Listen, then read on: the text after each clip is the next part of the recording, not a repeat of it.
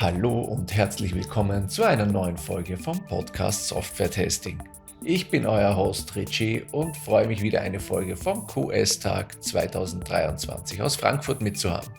Heute meine Gesprächspartner Marc Hauer und Tobias Kraft, die sich mit der Frage beschäftigen, wie bewertet man eigentlich, ob eine KI fair agiert oder nicht? Und was heißt eigentlich fair? Spannende Fragen, der wir in dem Gespräch auf den Grund gegangen sind. Was der Kontext und die Stakeholder damit zu tun haben, das hört ihr in dieser Folge. Und wenn dir dieser Podcast gefällt, du Spaß dran hast, ihn zu hören, der für dich neue Inspiration und Gedanken bereithält und du das eine oder andere lernst, dann freue ich mich natürlich gerne über eine positive Bewertung auf den üblichen Podcast-Plattformen und über Feedback an podcast@software-testing.fm. Und jetzt viel Spaß bei der Folge.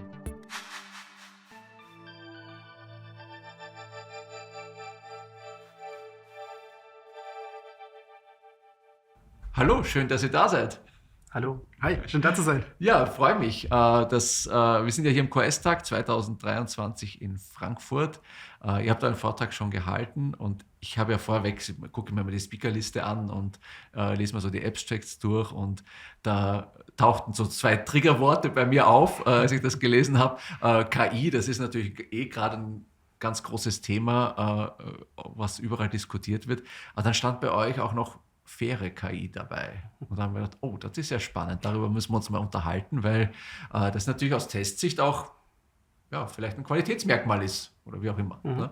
Ja, und deswegen, ich gebe die Frage gleich mal an euch. Faire KI, was heißt denn das? Ja, das ist ein super spannendes Thema, weil wir als Informatiker immer so drauf getrimmt sind, gib uns ein Maß und wir vermessen die Welt. Das heißt, wir können Software in vielen Bereichen irgendwie gut machen. Wir haben jahrelange Erfahrung darin, aus den unterschiedlichen Domänen herauszuarbeiten, wann sie ein Produkt akzeptieren. Ne? Wir haben Requirements Engineering bis hin zum Testen, haben wir dann herausgefunden, was wir machen.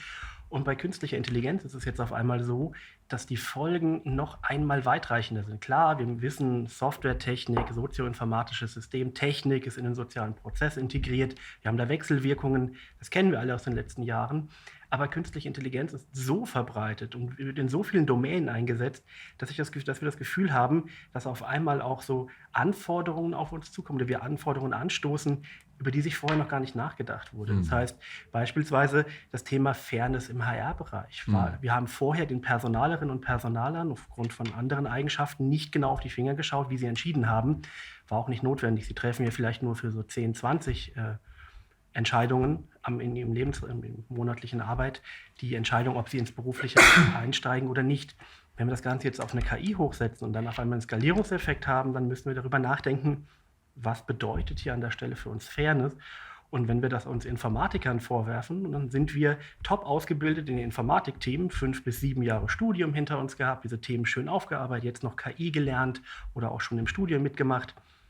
Und wir sollen jetzt auf einmal für die Gesellschaft den Begriff Fairness operationalisieren. Und das war eine Herausforderung, an der wir gemeinsam mit Marc Hauer in vielen Projekten jetzt schon coole Ideen hatten, glauben wir.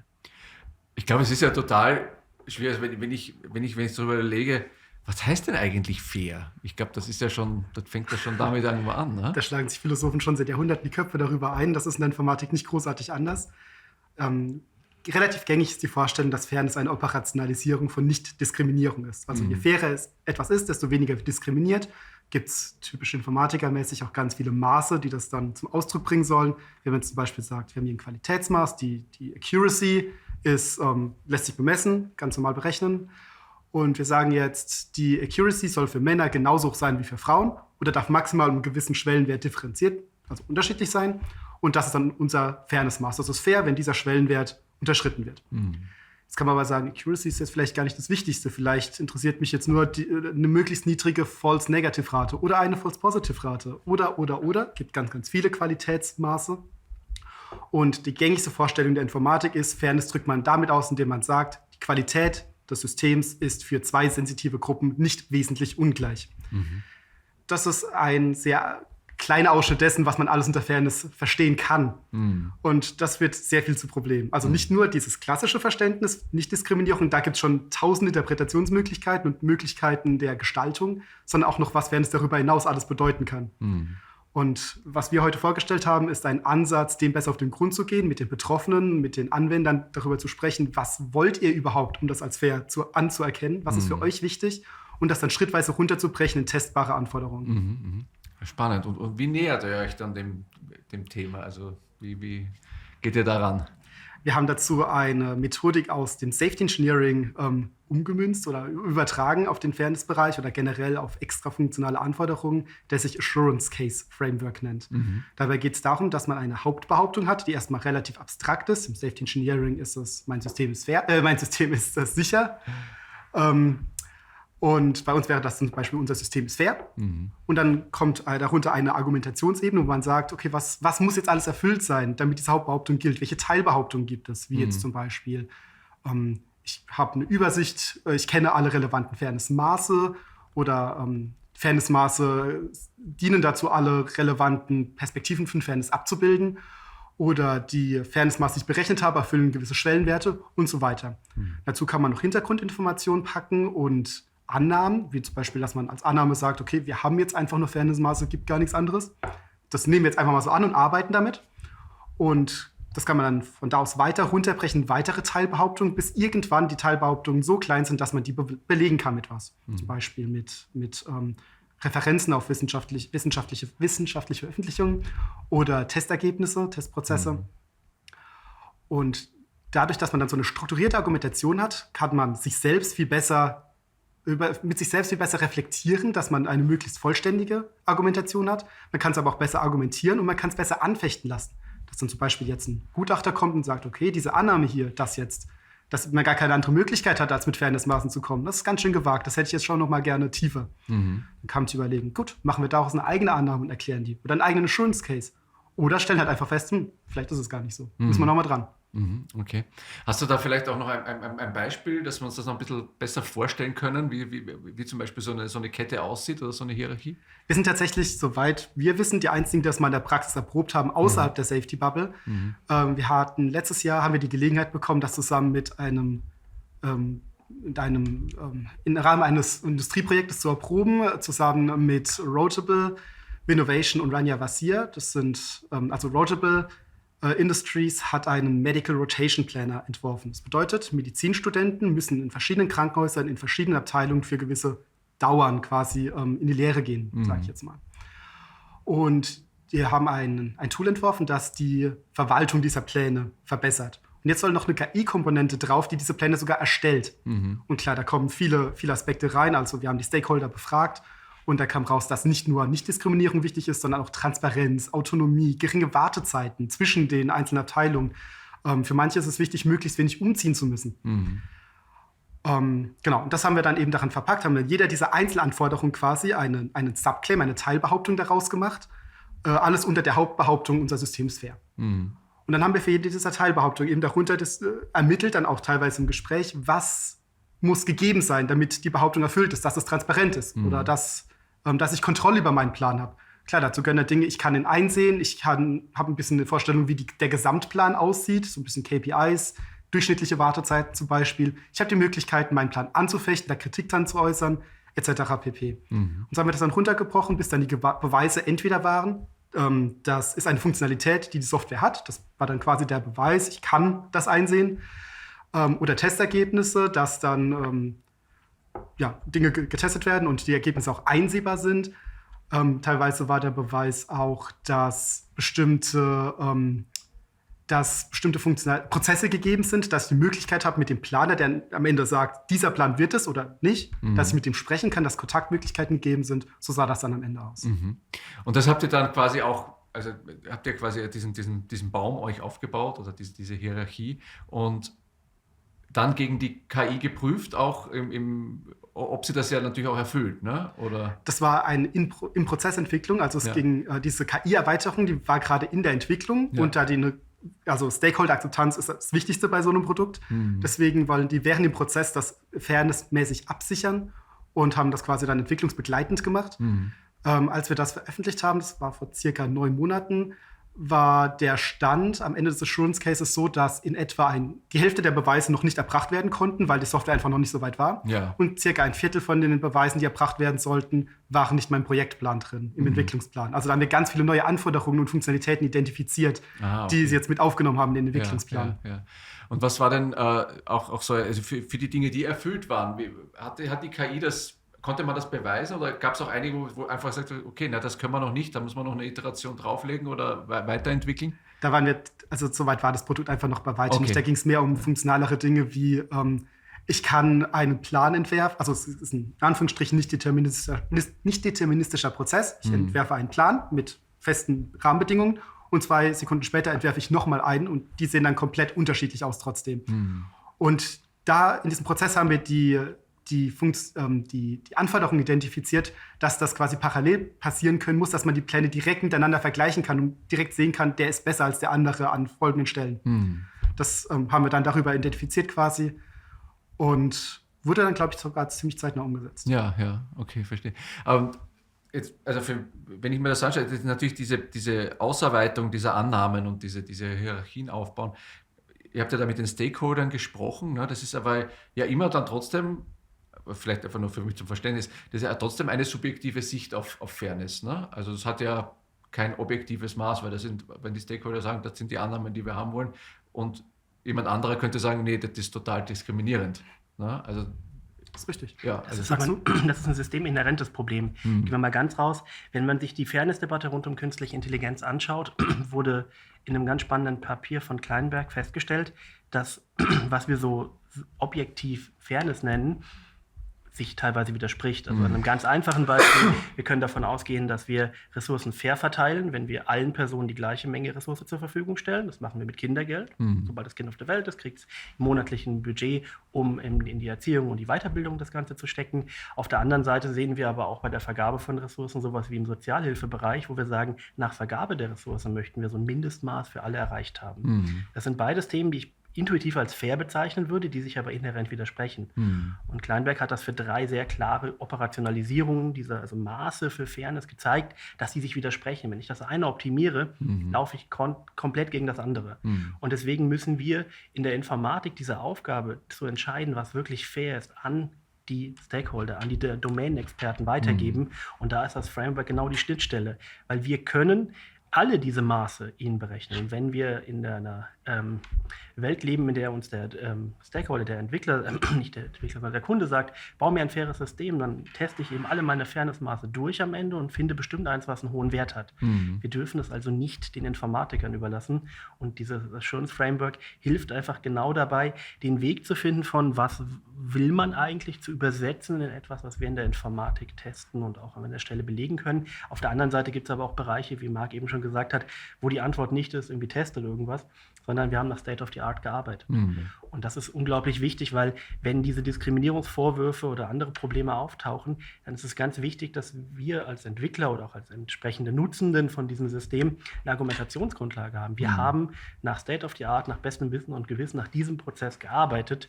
und haben versucht, das Thema jetzt beispielsweise Fairness und die daraus resultierende Nichtdiskriminierung zu vermeiden. Hier ist was aufgetreten. Jetzt finden wir gemeinsam den Fehler und verbessern das an der Stelle, weil wir natürlich im Moment eine unglaublich aufgeladene Debatte um KI haben. Was lesen wir in den Medien? Wir lesen nicht, was für Chancen die Technologie hat.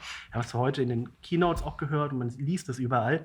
Aber was nicht passiert ist, wo nutzen wir es? Wir sehen immer nur die Probleme. Hier gab es einen Diskriminierungsfall, hier hat die Person keine Sozialhilfe erhalten, hier wurde Geld zurückgefordert, hier wurden Männer oder Frauen diskriminiert und. Und die Vorwürfe sind so schlimm teilweise, dass wir da auch wirtschaftliche Einbußen haben, weil die mediale Aufmerksamkeit sich draufstürzt. Und da hilft das Ganze zu sagen, hier ist ein Vorfall, hier beschwert sich jemand und dann kann man mit einem Hinweis auf den strukturierten Prozess, die dokumentierte Variante des Insurance Cases und auch die ganzen Belege und Annahmen drumherum sagen, wir haben uns Mühe gegeben, es ist ein komplexes Themenfeld, aber das haben wir hier und hier gemacht.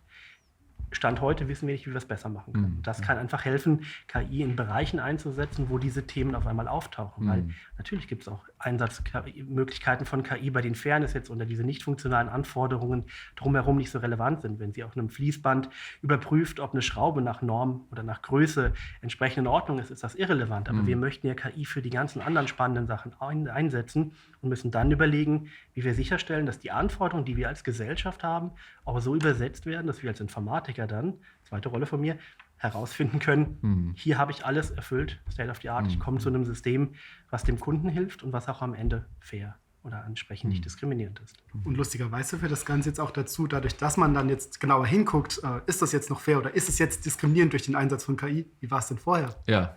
Und da fällt man auf, das war vorher nicht unbedingt besser. Nur sehen wir es jetzt. Wir sind uns jetzt dessen bewusst und können dann Schrauben drehen, die wir verstehen. Guten KIs verstehen wieder so eine Sache, aber wir haben Möglichkeiten, das jetzt anzufechten besser. Ich glaube, da sprichst du ja was ganz Wichtiges an auch. Ne? Also, wenn man drauf schaut, wie es vorher war. Vorher hat halt der Mensch quasi seinen Bias gehabt und mit seinen Denktunnel draufgeschaut. Und ich finde, das ist ja auch eine Diskussion, die man ja beim autonomen Fahren ja auch immer wieder hat. Ne? Also ich meine, jetzt wenn man auf die Autobahnen schaut, wie manche fahren und was passiert, ne? Aber wenn sobald das Auto das selbstständig einen Unfall baut, na, dann ist es natürlich ganz schlimm. Ne? Und da ist natürlich auf einmal eine ganz andere Wertigkeit auch mit da. Ja. Also ich finde, das Thema Transparenz, das wird ja gerade in dem Bereich ja auch noch viel prägnanter auch werden und ich denke auch wahrscheinlich mehr eingefordert werden, auch von regulatorischer Seite. Habt ihr da so einen Ausblick auch, was da so kommt oder schon da ist? Weil das Thema muss ja auch bald quasi irgendwo, sagen wir, von einem Rahmen her auch gelöst werden. Ja, also ich würde nicht sagen, dass es gelöst werden muss, aber wir sehen natürlich, dass wir uns auf nationaler und internationaler Ebene gerade die Rahmen bauen, wie wir mit so einer Technologie umgehen wollen.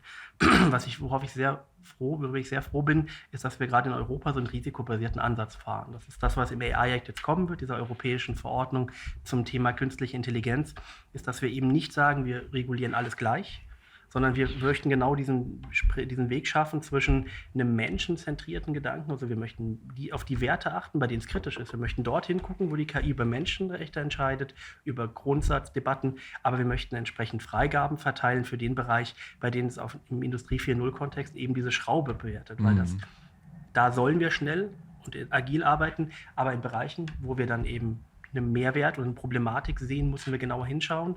Und die europäische Regulierung schlägt das genau vor, dass wir eben bestimmte Risikoklassen haben. KI-Einsatz ist ja auch immer nie im rechtsfreien Raum. Wenn ich eine KI einsetze, um im Medizinsektor den Arzt oder die Ärztin zu unterstützen, dann gibt es da klare Regelkataloge, wie der Arzt zu handeln oder die Ärztin zu handeln hat. Ja. Und wenn diese Aufgabe nun von einer KI unterstützt wird, ist es nicht verwunderlich, dass wir da auch genauer hinschauen wollen. Deswegen glaube ich, dass diese Risikobewertung gar nicht zu so einer Überregulierung führen wird, sondern nur die bestehenden Rechtskataster auf das Thema übersetzt, was wir jetzt haben, nämlich eine neue Methode, ein neues Werkzeug, was an der Stelle hilft. Jetzt habt ihr ja mit eurem Framework oder mit eurem Modell ja auch ein Herangehen auch geschafft, wie man hier die Transparenz schaffen kann. Habt das ausprobiert und so. Wie kriegen wir denn das jetzt in die Masse? Also, dass das auch mehr verankert wird, mehr genutzt wird. Man geht auf den Software QS-Tag und stellt das Ganze vor. Ja. Nee, tatsächlich, wir haben inzwischen 2 wissenschaftliche Veröffentlichungen dazu und auch ein Guidebook veröffentlicht, wo das Ganze etwas massenfreundlicher erklärt wird. Und wir reden mit den Leuten, bringen das da rein. Also jetzt bei der Normungsroadmap KI, ich glaube in der Version 2.0, haben wir das auch mit verankert als Ansatz, als Vorschlag, dass man das weiterverfolgen könnte, sollte vielleicht. In der Dienstback-Arbeitsgruppe zu Fairness von KI in Finanzdienstleistungen haben wir uns mehr oder weniger dafür entschieden, dass wir das jetzt auch mal probieren wollen, um so ein Template zu erstellen für Fairness-Aspekte bei Kreditvergabesystemen. Das Problem ist, dass es richtig schwierig ist, die richtigen Stakeholder an den Tisch zu bekommen, wenn man das im kleinen Rahmen versucht, also so jetzt in einer festen Projektgruppe, sage ich jetzt mal. Und umgekehrt, wenn man jetzt quasi in die Welt rausgeht und sagt, probiert das doch alle mal, das sind noch ganz viele andere, die ihre Ideen gerne versucht hätten, mal von der Masse.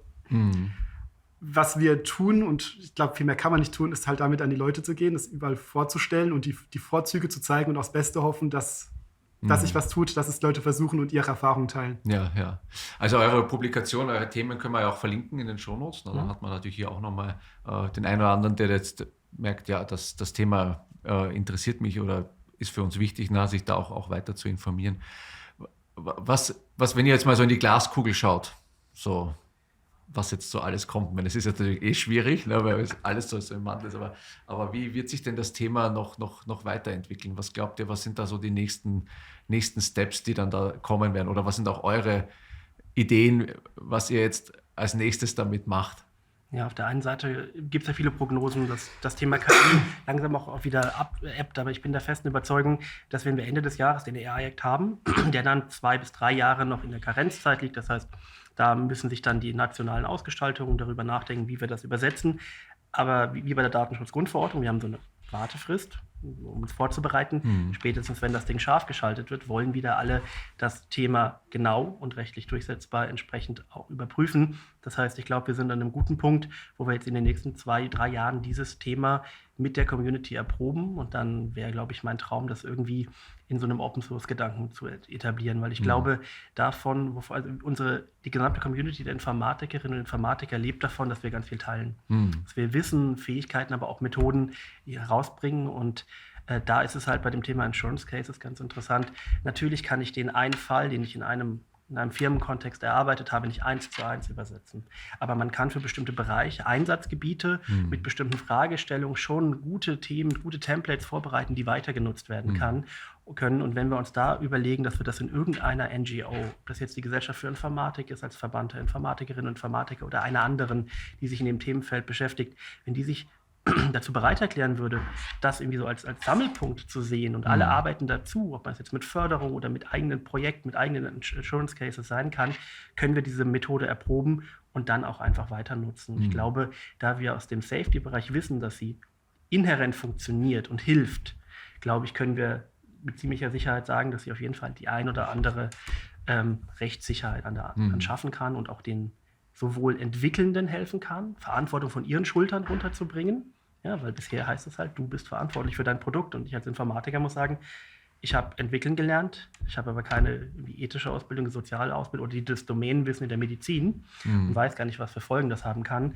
Und die Firmen sitzen an der anderen Seite und sagen, ja, aber KI, schwierig, keine Ahnung. Ja. Da seid ihr doch die Experten für, da diese Schnittstelle sauber zu machen. Ich glaube, das könnte man aufbauen. Ja, das klingt ja ist eine schöne Vision. Ne? Also ich finde, das ist gerade auch diesen Open-Source-Gedanken schafft ja da auch wieder eine gewisse Fairness, ne? Dass jeder auch den Zugang hat dazu. Ne? Also meine persönliche Traumvorstellung wäre, dass man so eine Art Common Task Framework, wie es auch zum Beispiel bei der Bilderkennung sich etabliert hat, auch da ansetzt, dass man sagt, liebe Community, hier ist ein Use Case, einigermaßen oder ausreichend ausspezifiziert, baut uns mal eine Assurance Case, teilt den, verbessert den untereinander und wir gucken mal nach 1, 2 Jahren, wer den besten Assurance Case gebaut hat, wo die Community sagt, das ist es, das kann man nehmen.